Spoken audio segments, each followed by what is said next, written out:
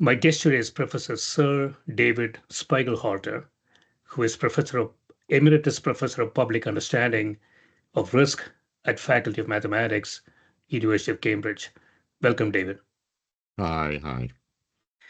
Yeah, so thanks for doing this. We want to talk about your recent book. You have written multiple books, and this one is entitled The Art of Uncertainty: How to Navigate Chance, Ignorance, Risk, and Luck.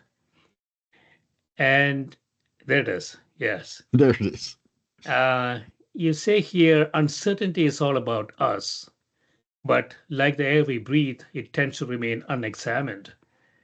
This book will try to do something about that. So how do you define uncertainty, I generally speaking? Yeah. yeah, I stole the definition, it, which I liked.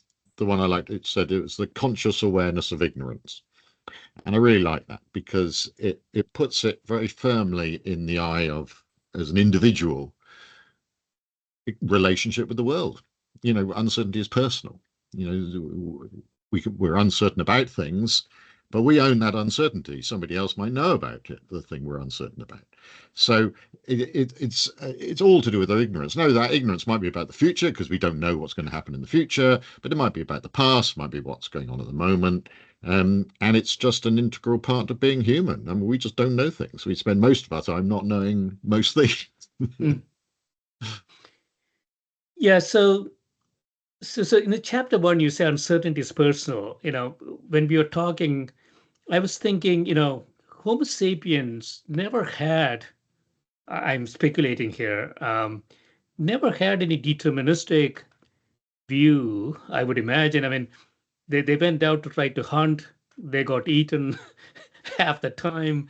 So uncertainty should be integral to their Yeah, psyche, right? But in absolutely. modern human, that's not the case, looks like. Oh, I think so. No, no, no. People realize uncertainty. They might,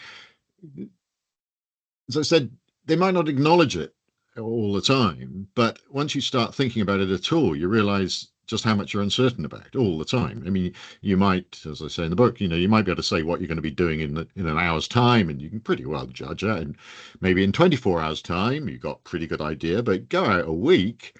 And where are you going to be in exactly a week's time? Well, something a year, 10 years. No, we just don't know. And we don't know what's going on the other side of the world. We don't know what's going on next door at the moment. So we certainly don't know what did happen. So I think that it is hugely human. We have learned to deal with it, and we accept it. As you ask people if they want to know when they're going to die, and nearly everybody doesn't want to know. Some do, if they could, which I can't, of course, tell them, but some do because they'd like to plan. But most people don't even want to know, even if you could tell them. Yeah. So in chapter one, you say, yeah, as you say, uncertainty is personal.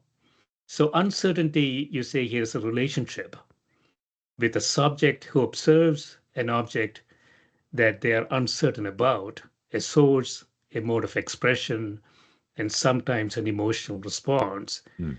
Uncertainty is personal, and our own knowledge can mean we have very different uncertainty to someone else. We need the humility to acknowledge uncertainty. Yeah, I'm very familiar with this, David. We'll talk a little bit about this later on. Yeah. So uncertainty for individual X is different for individual Y, right? It is totally sort of a customizable property in some sense of that individual. Yeah, I mean, that's partly because people know different things. We have different knowledge, so somebody may know something. You know, some I don't know what I'm going to get for Christmas from somebody, and they do know what they're going to give me for Christmas. So there's uncertainty like just due to lack of not different amounts of knowledge. But as I mentioned, as you said nicely, uncertainty's got all these other things. It's got an emotional response, and people respond very differently to uncertainty. Some people Yeah. are really open to opportunity, and say, oh, I'm all right, I'm easy going, and some get very anxious as they would like everything sort of planned out as closely as possible. Hmm. I've managed to sort of rather change. I used to be someone who wanted everything to know what was going to happen all the time, would plan every holiday meticulously, and then I Yes. got together with a partner who wouldn't plan anything. And so we've reached a sort of compromise. And when we go away, I'm allowed to book the first couple of nights, and that's it. Yeah, yeah. And then we make it up. Yeah, so it's interesting. I was just thinking, David, I haven't done any research on this. So we have some politicians, especially in the US, they appear to be very certain about everything. Um, they they don't think about uncertainty at all. They make a policy decision and they know precisely what's going to happen next week, next year, 15 years from now, predictable. Um, I think let me make the statement. I'll let you react to it. We have academics, especially sort of engineering profession, maybe physical sciences, who tend to be reasonably deterministic in their views as well. So it's sort of a funny combination. Politicians and engineers seem to be very certain about what's going to happen in the future. Well, they're both wrong. So I think that politicians I expect it from. I mean, I think it's deeply unfortunate that politicians don't seem to have found. I mean, they are uncertain. Of course, they don't know unless they're completely deluded. They don't know what's going to happen or what the effect of policies is going to be because it's unpredictable, because it so depends on incredible complexity of the world and human behavior. And yet they always, as you said, appear to be absolutely confident that this is going to be the best thing to do. And then they found wrong, and there's some excuse, or we're on to the next, on the next politicians, or so many years later, it's too late to do anything about it. And I think this is deeply untrustworthy behavior. So, we've all just come to expect it. I don't see why we should expect it. I really don't think it's acceptable behavior on behalf of people to claim certainty when they're not certain. And I think a lot of it is that they suffer under a delusion that if you admit uncertainty, people won't trust you or listen to you. And this is Yeah, totally so wrong. This is a complete delusion. so as you say here, we need the humility to acknowledge uncertainty. But so we understand the political arena, how they do things. They hedge oftentimes. But in the medical arena, it's sort of interesting as well. So COVID is a good example. I think I'm probably jumping the jumping the gate here, but COVID is a good example. I mean, we have seen medical professional come out and very precisely define policy choices, and that has actually created a lot of problems of mistrust in the general public, Mm. because what they should have said is that, hey, we don't really know, but this appears to be the optimum policy today. We'll come out and potentially change it tomorrow. But we didn't hear that from No, policymakers during no. the I, COVID. I, Yeah. I, I talk about this all the time. It's the fact that, again, this feeling that people, well, first of all, of course, the scientists should not be in charge of the policy. It's not their job at all to decide policy or even to recommend policy. It's their job to work out what the possible impact of policies might be in different areas, but they can never take into account the possible full impacts. For example, school closures in COVID, had a massively negative effect on children who were at very little risk of the disease. But that wasn't really taken into account because people are obsessed about particular metrics and so on. And so anything that wasn't being measured like that, or it couldn't be immediately measured, wasn't being taken into account, which is just unacceptable, I think, when it comes to deciding policies. So policies are political decisions, and they need to take accountability that you don't follow the science. So I think that was anybody who gave that impression somehow that science told you what the policy should be was Mm. being untrustworthy. And but the other thing is that, as you said, when scientists express overconfidence, then I think quite reasonably it can lead to mistrust. We've done experiments on this. I mean, my particular thing that I get angry at is when people say vaccines are safe and effective. Now, I've jabbed myself for COVID a number of times. I'm very pro-vax, but I really dislike the phrase. I really dislike the phrase vaccines are safe and effective, because they're not completely safe and they're not completely effective. They're Yeah. safe enough and effective enough to give to some people in some circumstances. And yet you just hear this, oh, vaccines are safe and effective and you should take them. Well, no, not necessarily. come Mm. on, I want to know the details. And I talk about this quite a lot because we were faced with this in April 2021 when, with the AstraZeneca vaccine that wasn't being given in the States but was being given in Europe and Yeah. elsewhere, they started finding these very nasty blood clots, particularly in young people. And there was, real concern. People were making different policy decisions, etc., all arbitrary. And we got the data on this, and we had a model for the benefits of the vaccine. We had a model for the harms of the vaccine, and we produced, I think, a really, really good graphic Mm. that we to help the Deputy Chief Medical Officer explain this to the public. And I think because we were so late delivering the graphic, he had to use it. It was really good because no, they didn't have a chance to redraw it, so they actually used our graphic directly on the BBC program that went Yeah. out explaining this to the public. And it was complicated, but he went through it slowly and treating the audience with respect as intelligent adults. And it showed that when you're older, for the amount of virus that was circulating, when you're older, Mm. the benefit harm balance was hugely in favor of the vaccine, but when you're younger, it wasn't. It Yeah. was a big difference. Age, all the time was the massive impact factor in COVID, again, which was never discussed enough, I feel. And so, and everyone said, and so when he said, we're not giving the vaccine to young people anymore. And everyone said, thank you very much. No accusations of a U-turn. It was completely accepted. No argument. Our graphic was copied by everybody because it made an attempt to show that every medical decision is benefits and harms, and those can vary a lot between people, Mm. rather than just a simple message. So it was the Yeah. opposite of the simple message: vaccines are safe and effective. And what we've done demonstrations, randomized trials, where you randomly allocate people to get either this one-sided vaccines are safe and effective message, or a much more balanced message that Yeah. acknowledges the uncertainty, the trade-offs, and so on.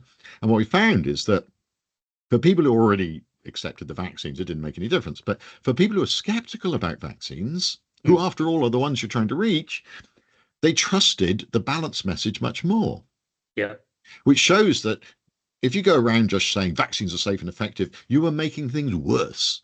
Yes. You are reducing trust in the people you are trying to reach. It's completely counterproductive. And yet everyone says we've got to just keep on, simple message, because they treat the public as if they're completely stupid. Yeah. And as you can tell, I think it's pretty unacceptable. Yeah. I mean, you have done a lot of research in this area, David. So, from a life sciences perspective, there is nothing that is 100% safe. Mm, I don't think the industry found anything, yeah, vaccines included, that's 100% safe. And so, we have this thing called therapeutic index, which is sort of a ratio of efficacy against toxicity. yeah. And they could be, it could be quite high. Mm, mm. But I think, you get into this from a communication aspect. So the general public is not stupid, I They're would I not would stupid. say. They Yeah. can Yeah. understand this stuff. They Yeah. really can. If you do it in a balanced, trustworthy way. And it's people just completely underestimate what people. I mean, but you've got to do it. It helps if you've got a trusted communicator to do it. Difficult to do from scratch, and difficult to do if you've already lost the trust. But if you're in a good Yeah. position, you can admit this kind of thing. And the other example I give is that the UK Health and Safety Executive, which is in charge of safety at work and so on, although it's in the title, they never use the word safe. Hmm. They never make any claim that anything will ever be safe at work or anything Yes. like that. So it's in the title, but they never say that things should be safe. Hmm. And because they know you can't be completely safe. Yeah, we cannot be completely sure. So I want to go to chapter 2 here. So putting uncertainty to numbers, you say here words alone are poor at communicating degrees of uncertainty, since their interpretation can vary hugely between people, languages, and contexts. We can put numbers on our uncertainty, but and scoring rules provide a way of evaluating how good those numbers are. Whenever possible, we should use numbers to express our uncertainty. I'm a bit conflicted about this, David. So I have always been a quantitative guy and always argued for putting numbers on risk.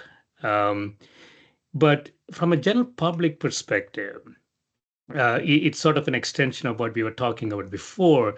Suppose I go out and I say, this is 95% safe. And the next day I go out and say, well, we got some new data. It's only 93% safe. Scientists understand that, but general public will Well, not understand that at well, all. I wouldn't understand. I wouldn't Yeah, understand what that meant either. I mean, yeah, you shouldn't be using phrase. I know you wouldn't use phrases like that because it's meaningless. It's completely meaningless. yeah, Those phrases, they mean nothing. So the point is that if you are going to communicate quite difficult things to the public, you have to really work at it. Really work at it. You can't just use, standard scientific phrases like, I don't know, 100-year return period for a flood, and this, these are deeply misleading phrases. So you have to work at it, and again, people are not stupid, but they don't know anything. They don't know much. And so you have to, you got to experiment. You got to make sure that what you want to say is understood, and not overburden people with numbers unless you really need to, and mm, not talk about small changes in numbers. You can, you only need magnitudes in a very broad sense, mm, and also always use comparators, because no number speaks for itself. You always have to make comparisons. And in our research and others, they found that you don't want to make comparisons. Oh, this is as risky as, the chance of throwing, 3 dice and getting a 6 on every dice, because mhm, that's mixing up, or being struck by lightning, all these old common analogies. No, that's no good, yeah, because you're mixing up things completely, different ideas and different people's feelings about things completely. No, you need to stay in the same context. yeah, So what we find is if people are describing earthquake or volcano risk or something like that, you have to say, well, this is as risky as it is in California, or it is somewhere else. So or it yeah, was, in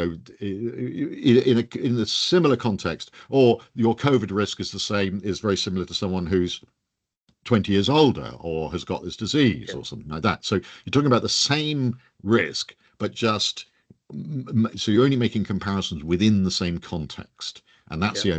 that's the way you should always do it. And so it's hard work. It's hard work, but you can do it. And if you don't, well, you're not being trustworthy. Yeah. People get confused. Um, I Yeah, but come from the life I sciences. do. Yeah, People do get confused, but it's the yeah, fault. If they get confused, it's not their fault. It's the fault of the communicator for yeah, being using jargon, for not working at it, for expecting people to understand stuff. So I feel this as you can tell, I feel this very strongly that it's our job as experts to demonstrate our trustworthiness, and that means working at our communication, yeah, and not expecting, and you should be testing this stuff. You should be testing it on your auntie and your cousin who doesn't believe in stuff. And you got to test all these things on people. Yeah. mm. Don't expect it. Don't expect just to be able to say stuff. Yeah. So communication is a big thing. I come from the life sciences industry, and I would argue that the life sciences industry hasn't done a good job of communicating risk and benefits in a systematic way. So, you when you get a med shipped to your house and you have a huge paperwork inserted into it, The they should understand that nobody is reading that stuff. No, I don't read the patient information leaflet. I just pull them out Yeah, and throw them away immediately. And I understand this stuff. No, they're terrible. yeah, For a start, and the language that's used in a patient information leaflet in Europe, they'll say a side effect is common, and then if you read carefully, you find that it only happens in 1 in 50 people, because officially anything between 1% and 10% has to be described as common. mm, I don't think 1 in 50 means common. So it's this again. They're using words in a way that people don't. Now, in the area of adverse drug reactions, common, that would seem common because they're rare things. And yeah. so, but that's not how the words used in common language, in ordinary language. So again, it shows a complete mismatch between what the experts want to communicate and how people might receive it. There again, no one reads the leaflets anyway, so it doesn't perhaps it doesn't make much difference. Yeah, so in chapter 3, you say here, David, taming chance with probability. You say here people have been gambling for millennia, but rather remarkably, the idea of probability was not properly developed until the 1600s. Probability has been interpreted in many ways, both as an objective property of the world and as a subjective judgment. If we accept the probability is different from other measures that are routinely used and is constructed on the basis of subjective judgment, then we can still use objective world to evaluate the quality of those probabilities. Yeah, so again, being a quantitative guy, sometimes when you let subjective judgments into the analytical process, um, it could corrupt it. No, Any so further study you there? you use subjective judgments in your analytic process all the time. You Yeah. are making assumptions about the independence of observations, about the lack of bias in the measurements and things like that, which are subjective judgments. It's just that it's not acknowledged in regular science. So subjective judgments are being made all the time in scientific analysis, and and actually it's you're pretending if you think you're not making them.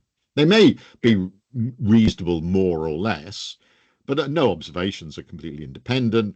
You assume a normal distribution. Well, no distributions are ever normal, and so on. You're making these judgments all the time. Hmm. So there's a huge amount of subjectivity in science, which is people don't like to admit to Yeah. because they want to pretend it's completely objective thing, objective, activity. And, obviously it does try to be, it tries to minimize those rules, Hmm. but they're always there. It's always there. I mean, I don't know if this is a symptom. Half the scientific publications, peer-reviewed scientific publications, cannot be replicated. Yeah, no, Um, exactly. So one of some of the biggest judgments that are made are in terms of the design and the changes in the design, the statistical analysis, et cetera, et cetera. And that leads to unreplicable science because people fine tune things and tweak and adjust till they've got their nice p less than 0.05. hmm. And so that means so much of the scientific literature is unreliable. So I think, you know, now, of course, one should try to make science as objective and as reproducible as possible. You can never fully do it, but you should definitely try.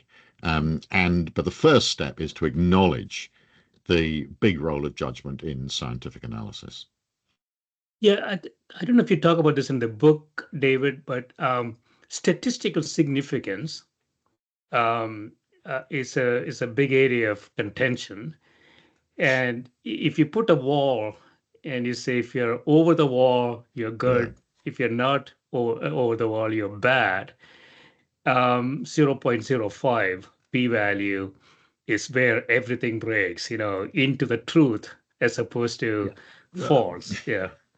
Okay, so this is total nonsense and a total disaster for science for to have this arbitrary threshold being treated as something whether something's true or not. It was never intended in that way, Hmm. and it's a terrible thing that it's become like that. My other book, Art of Statistics, talks about this in a lot more detail, and the misuse of significance testing. And you see it all the time. Honestly, in very reputable journals. And the thing that annoys me most, I think, is when the study's been done that's a bit too small and it hasn't got a significant result. But I saw one that was sort of p 0.06 or something, and therefore they said, oh, the treatment doesn't work. And I thought, Hmm. this is complete nonsense. This is just how it gets through any type of peer review. Hmm. It'd be much better if this was peer reviewed by AI, which should pick that up immediately and Yeah. reject the paper. It's a question of numbers too, right? So in the industrial context, if I'm making nuts and bolts and I'm making millions or even billions of them, Mm, I have a lot more data. mm, mm, mm. It's not a clinical trial that had 500 patients in the trial, and I look for a p-value of 0.05. Uh, it seems sort of obvious for even general public that there's something necessarily wrong here, Yeah. the way that we're treating And data. Yeah. and it's not just the small sample. It's the fact that if you've got nuts and bolts, you're in control of the mechanism. There'll be very little variability. There should be, whereas people are staggeringly variable. I mean, all the best science we know about people, all the best genetic stuff. still hardly predicts what's going to happen to people. It predicts very little of the variation between people.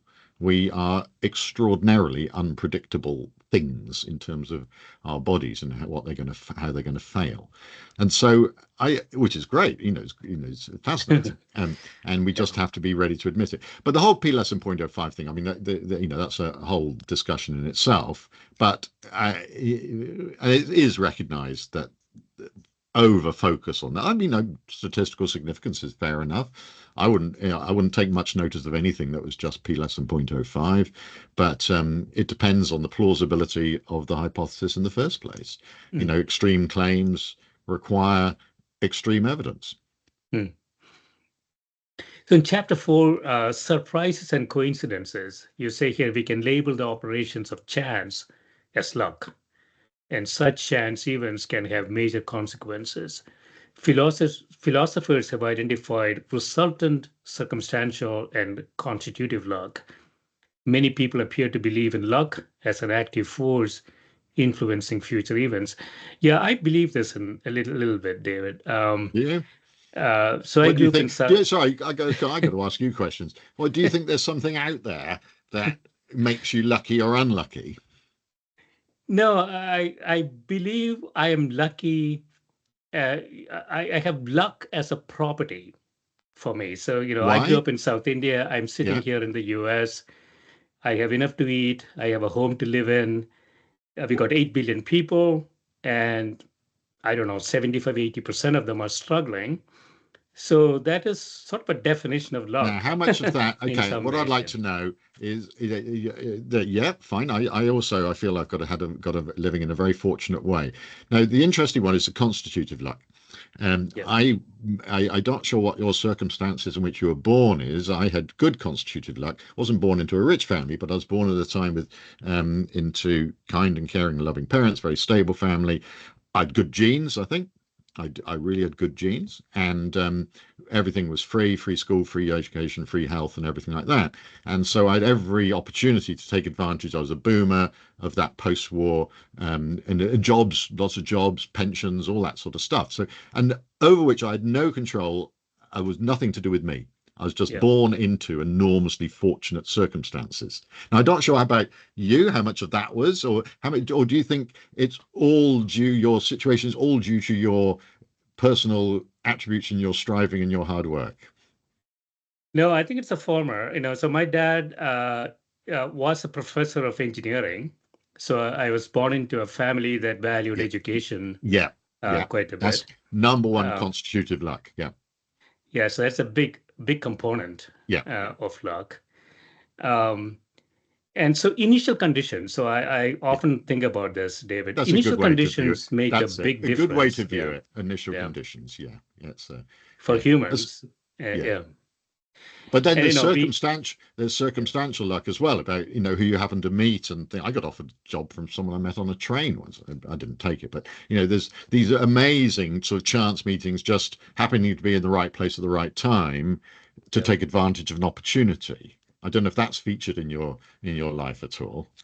It hasn't really happened to me, but it's an interesting thought, which is if that is true, then everybody should be maximizing chances or Yeah, chance yeah, meetings, so to yeah, speak, yeah, in some ways, right? So, yeah. how do people think about that? Yeah, Oh, it's that is exactly what psychologists who've done studies of people who think themselves lucky and who other people think they're lucky. They done studies of lucky people and what distinguishes them from unlucky people. And the major one is this business of taking advantage of opportunities.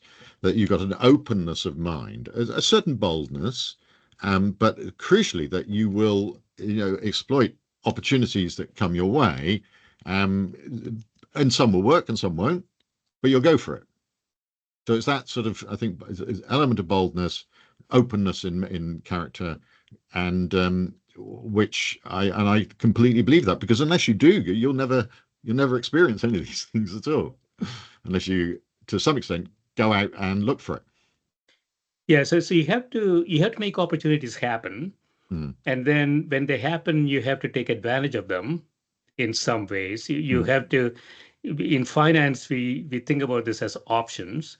mm. So you have a portfolio of options. If you don't exercise them, then they'll be gone at some point, right? So would you consider a lucky person as sort of an optimizer of options Yeah, I think given to so. I him or think, her?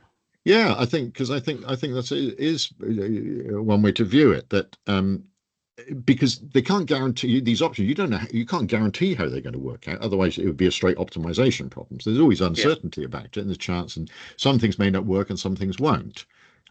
So I also, when I'm talking to kids about this, I would say, yeah, go out and take risks. Go and take risks. Look for Mm. opportunities. Take risks, but don't be reckless. So Yeah. the crucial thing is that you should not be going for options that with an enormous possibility of a downside. Mm. So that's the so it's not you mustn't be reckless. You've got to, or unless you've got some way of reinsuring yourself, something like that, you shouldn't be, in a way being reckless, being over bold, overconfident, and Yeah. that's not going to be lucky. You're in the end you're going to be got. Yeah. Yeah, it's sort of a constrained optimization problem. So, Well, you could it's say not, life is a yeah. constrained optimization problem Yes, to some yes. extent. Yeah. And so in Actually, I chapter quite like that. Somebody must have said that before. so in chapter 6 you say here, David, it's all a bit random. So the complexities of the natural world are largely driven by microscopic events whose causes cannot be determined and cannot be thought of as chance. Their effects may then be amplified through nonlinear chaotic processes. Whether the world is truly deterministic or stochastic is not particularly important for most analysis, but we need to carefully consider which phenomena we should treat Hmm. as if they are stochastic. Yeah. Yeah, so I have a bias here, David. I think almost everything is stochastic. Oh, really? Oh, I no, no, it's all deterministic. No, you're all wrong. Sorry, carry on though. We have diametrically opposite views on this. This is interesting. Come on. Yeah.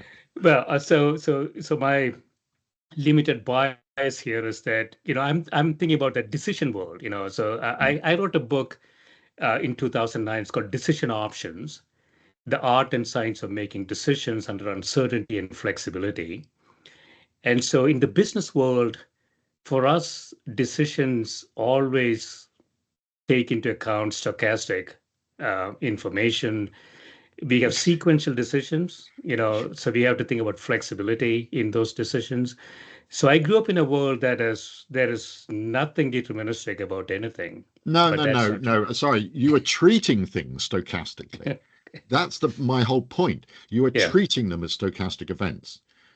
They're not necessarily in the least bit actual Hmm. or random or chance or anything like that. They may be, because somebody has just decided to do something. That's not a stochastic event that someone's decided to do that.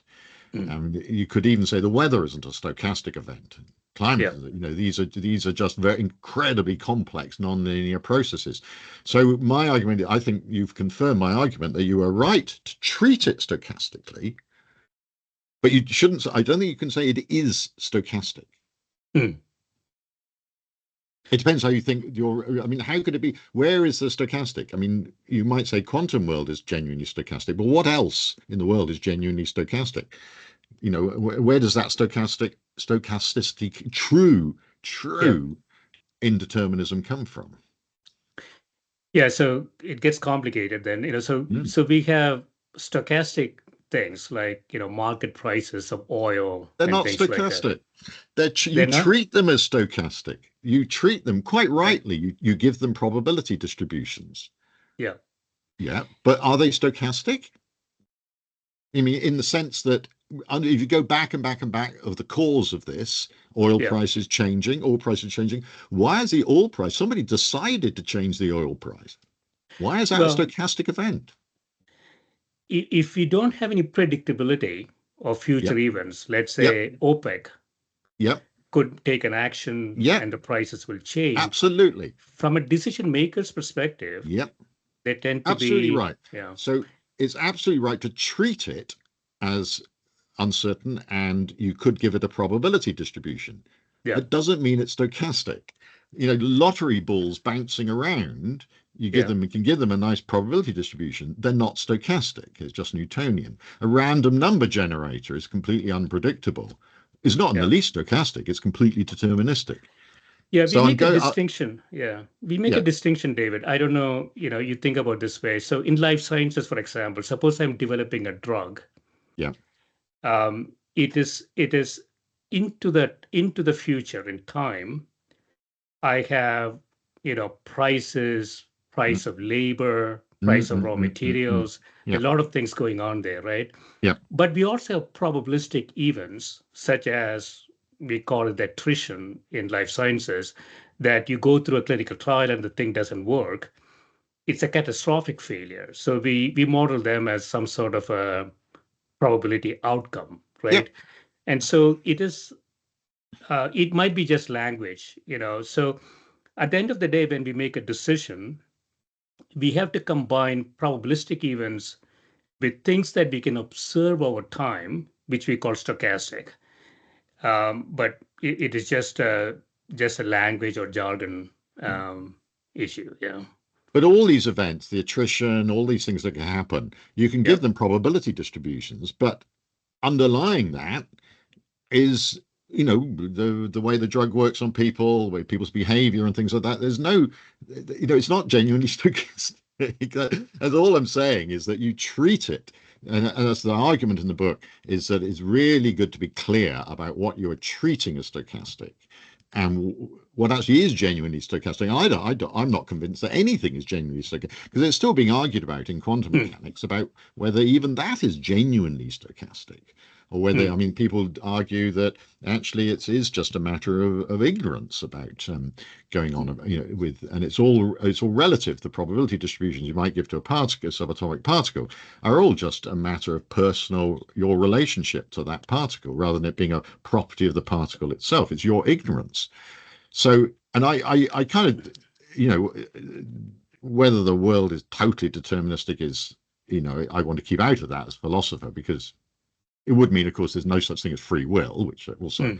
but there again, no, the free will argument, even if the world's stochastic, it still wouldn't mean there was anything such a thing as free will. So you get into all these sorts of areas, but which I'd rather avoid. But the crucial thing, I think, is to view the stochastic thing is how you treat it. And so for example, individual um, molecules. If you've got a single molecule, it's not stochastic. It's just Newtonian and deterministic. But if you've got lots of gas molecules together, you can treat it as stochastic, and you've got all the laws of statistical mechanics and so on. But then if you've got enough of them, you don't treat it as stochastic anymore. You treat it as deterministic, with Boyle's law and all the sort of laws of huge numbers of molecules, and then etc. etc. So it all depends on what the granularity of the analysis that you're Sure. doing, Yeah. how you treat things. Yeah. So I'm. Yeah, we're talking about slightly different things. So when I think about inflation, for instance, it's a time series. So what I mean by stochastic is the uncertainty Yeah. in Okay. the time No, series. no. Yeah. Okay. So that's the crucial difference. It's stochastic is something that you are giving a probability distribution to. And It, so you're treating it as stochastic. So I'm talking about something much more different, which is non-deterministic. yeah. Yeah. And, So we treat a lot of things as random walks, for yeah, instance, yeah, things Brownian that, motions and sort things. Yeah, of move in time. But yeah, cross-sectionally, we will think about them as probabilistic, right? Cross-sectionally. yeah. But we have information on the time series. So this is more of a modeling convenience Exactly, rather than, exactly. So precise that's what I mathematics. say all again. Yeah. And that's just fine. It's just fine. But I think one Yeah. should be clear, this is all to do with models, and all Yeah. models are wrong. And so we need to have a humility about this. It's not reality. This is not reality. These things do not follow random walks. They happen for a reason, that people are buying and selling and stuff like that. There's stuff going on in the world. So you can model it as that, but it doesn't mean that's real. The model, it's a model, it's the map, not the territory. So, and I think there's a real problem in finance in particular about people Mm. believing their models are true. You could say that's what caused the 2008 crash, that people actually believed the stuff they were doing, Yeah. Yeah. which is crazy. So I think there's a real danger in believing in models. that actually is the generating process instead of a simplifying assumption. Yes, I don't do much in financial markets. It's more what we call real markets, and we need models to make better decisions. Hmm. So I spend my spend last 30 years educating managers of companies and industries such as life sciences, high technology, aerospace, and energy that they cannot make deterministic decisions. You take your cash flows and you divide it by some number and outcome some number, and you say, I'm going to go make this decision. Yeah, yeah, yeah. That will be unlikely to be true. So the goal here is to, so this, I know that you're passionate about this communications to general public. There is an equally important problem in in managerial space. Is They that don't seem to really understand it true? either. Yeah. Is that really true that even in business people have a sort of deterministic outlook? I mean, we talked about this in politics, that people like Yeah. to have this absolute certainty. Is that still surely not? Surely people have realized the real uncertainties out there in the world. Yeah. So corporate finance today, 95% of it, or higher than that, is based on a single thing. It's called capital asset pricing model, which basically Mm. says you just forecast your cash flows deterministically forward and you discount that, which is basically a number that you And divide it with just one line going one forward. line, one line. Excel, Microsoft has made it exceptionally But easy to do. but you can put probabilities into Excel and do a Monte No, Carlo. They don't do Monte Carlo analysis or anything like no that. probabilities. No, no, I it can't is. believe it. I cannot believe it. Really, they don't deserve to succeed. Yeah, that's where we are. So as you educate the general public, they might get even better than Yeah, the yeah, execs of large companies. exactly. Yeah, yeah. But So again, I think that yeah, this is very useful. It's communication because it'd be so easy to to bombard people with jargon about Monte Carlo analysis and alternative scenarios and distributions and stuff like that, and they just say, "Oh no, give me a number. Just give me a number." yes, And so you have to give me a number, as Lyndon Johnson said, ranges are for cattle, give me a yes. number. I mean, which is nonsense and grossly irresponsible. But if that's the response, you haven't done your communication right. Yes, yes. It's a very ingrained industry. So generally, what I hear is that we don't have time for analysis. Just give me a number, as you said. Give me a Uh, number.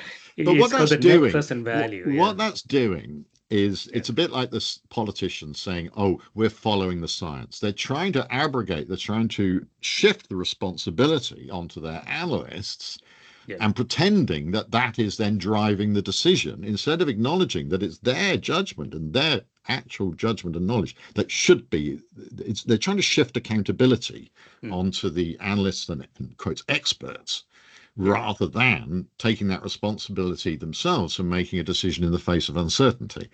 yes, And this is really annoying. yes. And so in chapter 8 here, science and uncertainty, you say here epistemic uncertainty about states of the world is based on evidence from data. We need assumptions about how what we observe relates to true underlying states, and these form the basis for a statistical model. Yeah. Once we acknowledge that calculations of uncertainty based on a single model may be optimistic, we can check sensitivity to different models, combine results from multiple teams, Mm, use mm, judgment to elaborate the model to allow for potential mm, mm, inadequacies mm. and biases, or acknowledge that our measures are only indicators. Yeah. So we used to call it, wisdom of the crowd in some Yeah, ways. Yeah. yeah, to some extent. I think Yeah. it's just, I mean, in a way, let's forget the people who just want a number and say, okay, you've now Yes. convinced them to use a model Yes. producing some uncertainty. Well, I Yes. suppose what I'm saying that isn't enough, really, because you're just using one model. and that uncertainty that you calculate from the model, using the variability in the time series, and you produce them, it's wrong. It's much too narrow. It Yep. would have been hopeless in 2008. So you need to have that humility. Even if you do convince them to use a probabilistic model, then that you really have to have humility about that. And I do think that a good strategy is to have expensive to have multiple teams, but at least of multiple models to get an idea of what the variability is between what they're saying. And some of those models being very simple, some being very complicated, and so on. I now have got the feeling I don't trust a single model anymore, because they vary, and you can't. Yes. Yeah. Yeah, I mean, so science appears to do this better than economics and business. Um, because in science, typically there is a team that's looking at the data, and if they publish the paper, there's peer review that's fairly extensive, I would imagine. And so things don't fall through the cracks, but And clearly that's not the case. Yeah, yeah, increasingly, the data will then be made available for other people to analyze yeah, yeah. and to check the results, try different approaches, and so on. And that's good science. Is when Citizen I science. It's Well, almost not like the citizen citizens, or science. maybe citizens, but just multiple Yeah, teams, yeah, multiple yeah, looks, views on the problem and on the data. Science cannot be carried out by a single group. yeah. That's not scientific. You need that Yes, constant review and external examination. So that's why I make being COVID. There was some very good examples of that in the UK. yeah. I mean, there might be a downside to it, David. I'm just throwing it out for you to react. If a Newton or Einstein or Maxwell come along this century, I would rather them to focus by themselves on the problems they're Oh trying to solve. yeah, no, I think yeah. Obviously, for the big innovations, it's really good. Then I want someone else to check them. Yes. I'm not going to believe anything that one person says. I wouldn't believe a word of it until they've been really checked. First of all, the maths checked, and then, just like with Einstein, they had to go out and empirically verify these things.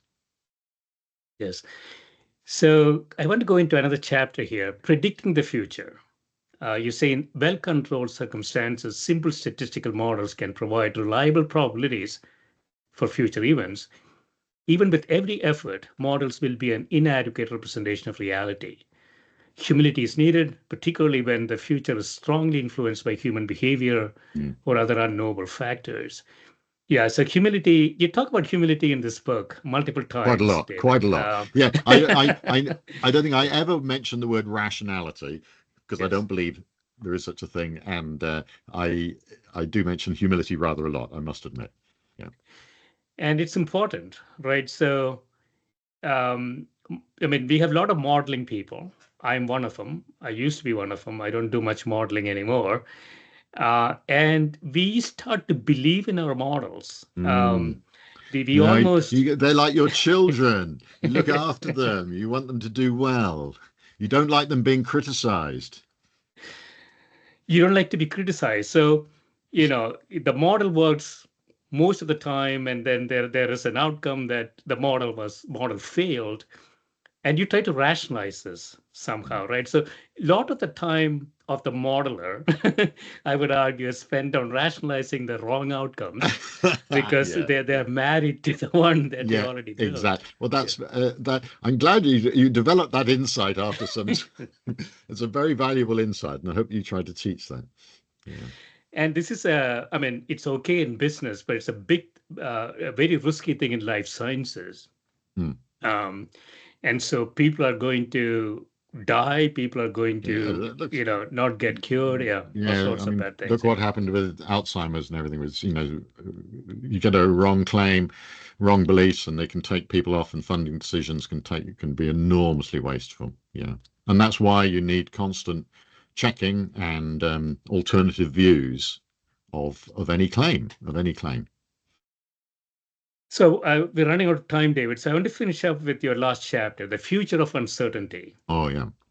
You say here there is a lot of uncertainty about the development and impact of AI, artificial Mhm. intelligence.